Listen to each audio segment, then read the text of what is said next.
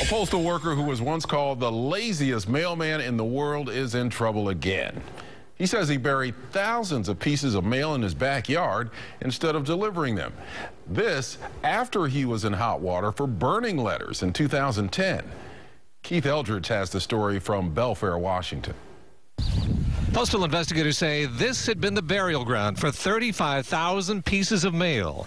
Not to be confused with a dead letter file, this is where former mailman Richard Farrell is accused of using a backhoe and burying the undelivered mail in a deep trench. Yeah, that's not cool. It's just lazy. Farrell will be the first to admit it. This is the first time he's spoken publicly about it, talking to me exclusively on the phone. Just because, I was lazy and I became not a very good employee. I just wanted to get out of there as soon as possible. According to court documents, back in 2010, fellow co-workers found him dumping mail in a recycling bin. Investigators then followed Farrell on a route. But instead of delivering the mail, he spent the day at this tavern before taking the mail home and burning it in his fire pit. I became, drinking and everything else, and I became non-complacent and just didn't really care anymore. A search of his residence found nearly 8,000 pieces of mail back then.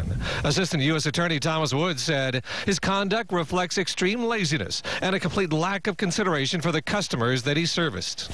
Farrell was fined and sentenced to 120 hours of community service and 3 years probation. Then a few weeks ago, he found thousands more pieces that investigators missed in a storage shed. I didn't know what to do with it. I probably should have called the post office and said, hey, there's a bunch of this stuff we missed from before. Instead, he buried it. But his girlfriend, another postal delivery person, saw what was going on and turned him in, fearing she would be to blame. And that was Keith Eldridge reporting from Belfair, Washington.